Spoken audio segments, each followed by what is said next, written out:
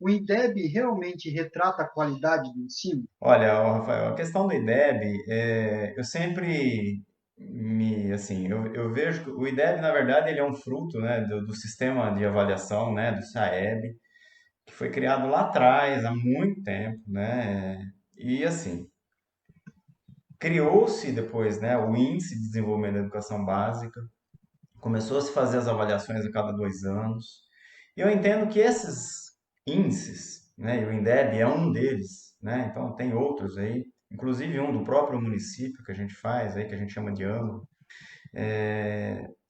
eles são importantes. Não vou dizer para você que não são importantes, mas eu não vejo eles é, como um parâmetro de 100%, né? Porque assim, as provas, o que que acontece com as provas? O Estado de São Paulo, por exemplo, começou a aplicar, e quem é educador sabe, o Saresp. O Saresp, se eu não me engano, teve sua primeira edição 96 ou 97, alguma coisa assim. Enfim, essas provas, elas vão sendo, né, vem a primeira, vem a segunda, né, no caso do Saresp é todo ano e tal.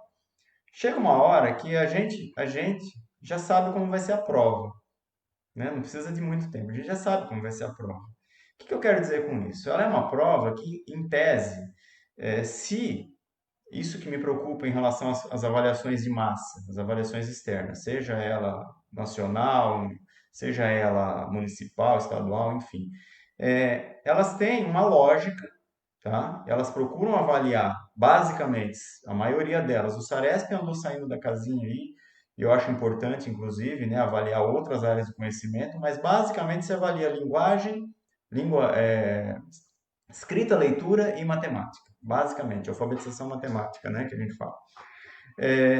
E aí você acaba meio que sabendo mais ou menos a ideia, né, das habilidades, que tem habilidades e competências que se trabalha, você sabe mais ou menos quais são as habilidades de sempre. E aí, eu diria, né, que é possível fazer um trabalho dentro das escolas que acabe fazendo vamos dizer, um treinamento das crianças para responder determinadas perguntas para determinadas habilidades. E eu vou ser bem honesto, eu não vou dizer aqui para você que isso é bom, que isso é ruim, mas assim, eu tenho muita dúvida sobre se isso daí significa aprendizagem de verdade, né? Então a gente vê os índices, né, de modo geral, melhorarem um pouco. Eu não estou falando só de Botucatu, estou falando de modo geral. Então eu acho que o IDEB ele não pode de maneira nenhuma ser ignorado, de maneira nenhuma ser ignorado, mas eu não acho que ele tem que ser o foco de perseguição dos educadores. Eu acho que, né, porque veja, a escola de Vitoriana tem uma realidade, a escola do Cardoso de Almeida, que fica no centro, tem outra, e assim por diante. E quando você traz um nivelamento desse tipo, né, é, ele vai mostrar algumas coisas que eu acho que a gente pode ver, né, mas no caso do IDEB, para nós aqui, ele só traz números, ele depois traz um relatório um pouco mais detalhado para as escolas, sobre as competências leitora, escritora e tal, enfim.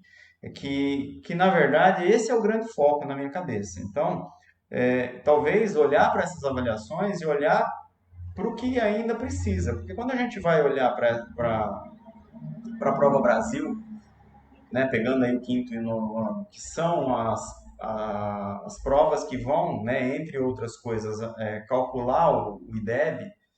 Então você tem a Prova Brasil mais a questão da evasão escolar e da repetência ou aprovação. São praticamente esses três ingredientes que vão te dar o índice, né, de qualidade aí da educação, de desenvolvimento, na verdade. Então, assim, eu não vejo que o IDEB ele é uma coisa única, porque a escola ela precisa fazer as suas avaliações. As habilidades que precisam ser desenvolvidas dos alunos estão lá.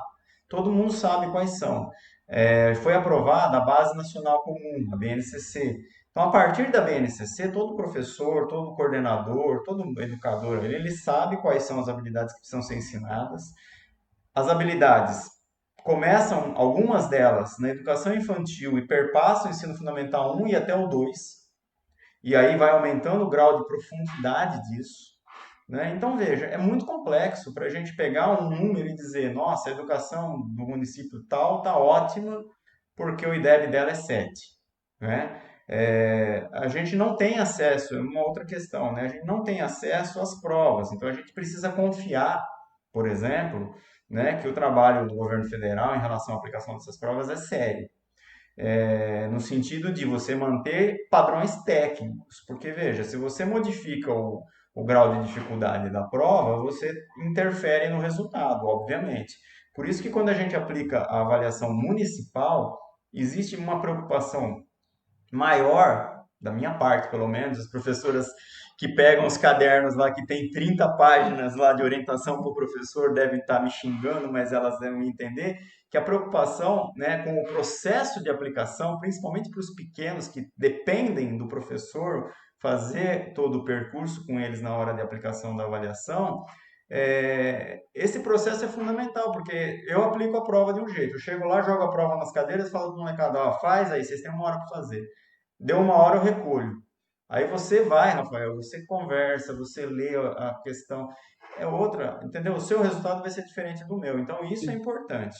Na Prova Brasil, a gente tem todas essas variáveis. Imagino eu, né, que tecnicamente existe aí cadernos e cadernos técnicos de aplicação e de como isso é organizado. Então, ao longo de um tempo, dá para confiar, vamos dizer assim, né, que o índice ele tem aí uma variação. Então, se você está subindo é porque você melhorou.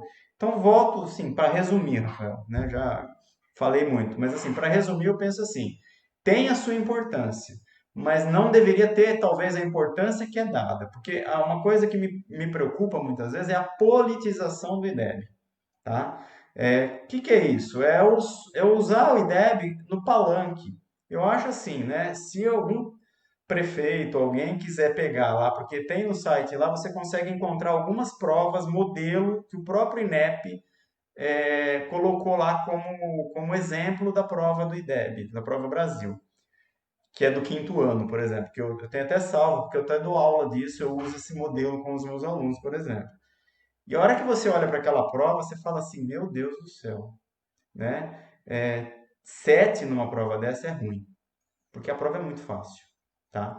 Então, assim, a gente precisa se repensar e se pensar em outras coisas. Então, eu vejo assim, ela tem a sua importância, tem a sua relevância. Se o município está atingindo as metas, superando as metas que foram estabelecidas, ótimo. Eu acho que isso é ótimo, mas isso não livra o município de olhar cada escola para dentro de si mesmo ali e de ver quais são as maiores necessidades de verdade, né? Isso é importante. Na avaliação municipal, a gente está tentando trazer essa ideia muito clara e muito forte para o professor de avaliação formativa. Eu acho que a avaliação ela é um instrumento que serve 100% ou 90% para o professor tomar as decisões dele, e não para o aluno a priori. É lógico que ela tem, né? Você vai chegar no aluno e falar. Então, toda avaliação que é dada, né? E a gente proporciona isso dentro dessa, e as que são feitas na escola, ela precisa ser depois discutida com o aluno. Ah, mas meu aluno é do primeiro ano, não importa, você vai corrigir, você vai trazer, corrige com eles, não sei. Precisa tematizar isso com a criança, porque muitas vezes o aprendizado acontece na hora da revisão da prova, né? Ele não sabia na hora porque ele não entendeu a comanda, né? A gente brinca aqui, tecnicamente falando, muitas vezes a dificuldade de resolver um probleminha muito simples na matemática lá e o aluno erra, não é porque ele não sabia fazer a continha, não, é porque ele não conseguiu entender a comanda, né? Então, uma competência que a gente, né, sabe que cai em todas as provas e a gente ainda tem dificuldade é a interpretação, né? A leitura e a compreensão. Então, isso, né, isso não precisa de prova externa para a gente saber que a gente precisa trabalhar isso. E a gente precisa trabalhar isso de forma crítica lá dentro da escola, né? Então, eu penso um pouco isso. Eu acho que nem 8 nem 80, né? Você leva em consideração sim, mas o processo interno formativo eu acho que é o mais relevante, na verdade. Porque o professor sabe exatamente, né, o produto que ele vai formar. Outra coisa que me preocupa em relação à IDEB é assim, né? Não sou de maneira nenhuma a favor de retenção de aluno. Mas a gente sabe que existem casos que talvez seria melhor para o aluno. Então, toda vez que alguém pergunta, nossa, será que é melhor reprovar o aluno? Não. Ah, eu vou reprovar o fulano.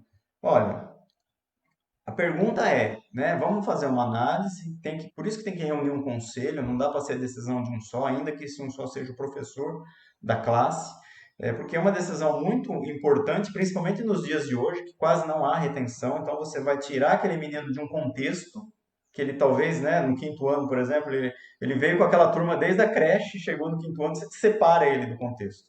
Então é uma decisão que é importante, mas que às vezes precisa ser dada. E muitas vezes também, essa decisão às vezes pode ser que não seja tomada, porque a gente sabe que a retenção pesa na nota do IDEB, né? Ela pesa para menos. Então, veja, isso não pode ser parâmetro. Se tem que reprovar, tem que reprovar. Não importa se vai abaixar, né, a nota ou não. Essa pressão não podia haver.